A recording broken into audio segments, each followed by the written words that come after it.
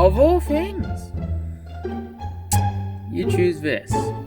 Hey, my name is Nugget, and today, in case you haven't noticed from reading the title or anything, but we're gonna be looking at horror short stories.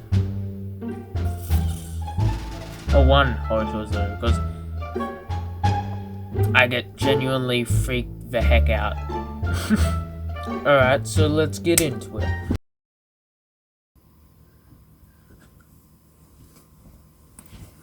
Bidoof. Ta-da! Also, this is my first lengthy kind of video, so please don't be too harsh. See? Whoa, it just got a lot darker. When I was 9, I was staying home alone. It was early morning, and I had just gotten out of the shower and brushed my teeth. I put on my favorite outfit, set up a little area in the living room with a drink and a snack, and then turned on the TV to watch something. Home alone at night. No. The phone rang. I went across the house to go answer it. The voice on the other end was, well, really familiar and really comforting for me.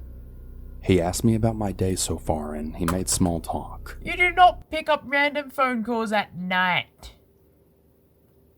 That's like horror movie tip number 1, right? After about a minute or so, he then said, I like your outfit. Is pink your favorite color? I replied back with, Blue oh, is... thank you. No, it isn't. What were you planning on watching on TV? He asked. It took me a few seconds to understand what was happening, as I was only 9 years old and very naive. The voice on the other end of the phone then changed. It became deep and raspy and horrific. The voice then proceeded to describe all these horrible things that they wanted to do to me, and in detail. I went numb. Milk in the cereal bowl first. My skin felt as if it were on fire, and my heart was racing. I had never been more terrified in my entire life. I slammed down the phone, and then I called my mom at work. I tried to explain what happened, and I'm not sure I was making much sense. She got on to me for answering the phone, and she told me to go back about my day. I remember trying to explain to her that he was watching me, and that he told me what I had been doing, and that he knew what I was wearing. I also mentioned that I was going to call 911 because I needed help. Oh my goodness. Students with ADHD save 10 hours studying with this Chrome I thought that was a... But no, by all means, go ahead. So Skip like the a ad. jump Save a scare. few seconds. I have to do a lot of reading for my job, email. That isn't necessary. I'm not coming home. Just don't answer the phone and go watch TV, she said, and then I hung up. I was really confused and I was scared. I could feel his eyes on me. I pulled the curtains closed and I raced around the house, torn between doing what I felt was right and doing what I had been told by my mother. This whole time the phone was ringing. The second it would stop, it would just start up yet again.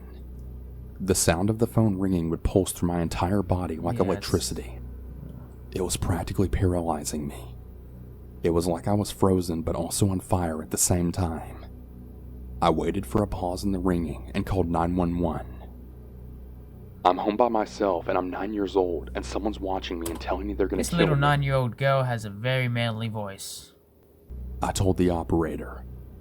She tried to keep me calm and she said that she would send help for me. I remember standing there listening to this kind voice just trying to help me, but I could feel every scary movie scenario just playing out behind me. Was he creeping up behind me with a knife? Was he going to shoot me through a window? Was he going to throw a rock through the glass and open the door? I just didn't know. I couldn't breathe and I couldn't feel my body. In a moment of panic, I set off the alarm to the house and ran outside. I remember this sense of relief, but also this overwhelming feeling of having a separation in my reality. The house felt small and dark and really dangerous and cold. Outside felt open, as well as safe and warm.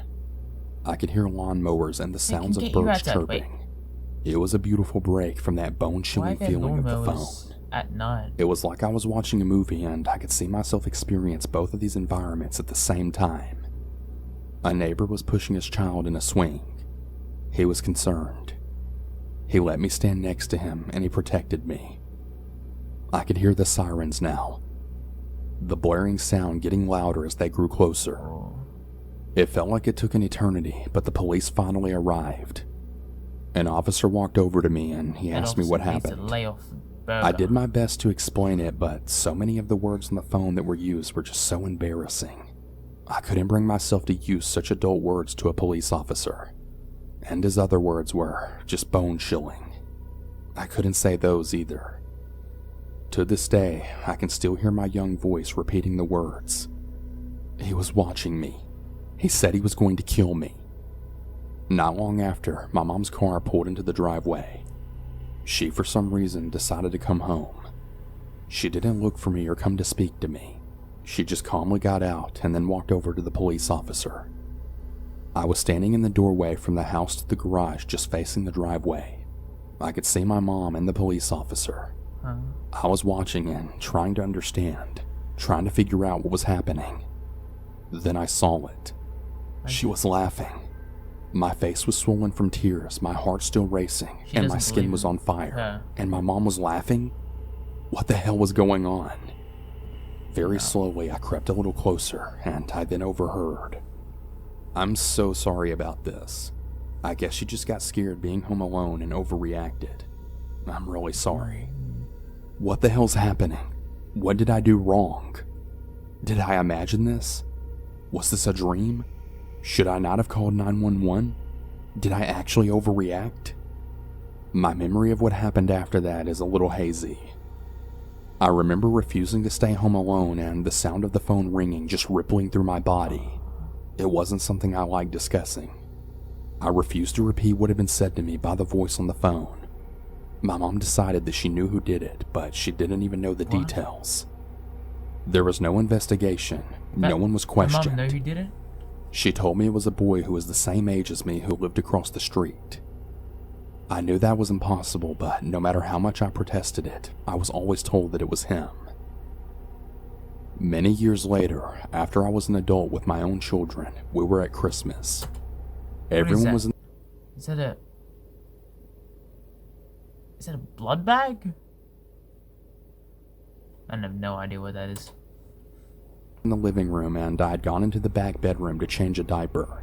As I was walking out of the room and back into the living room, I could hear my mom laughing, her voice as if she had been telling a joke.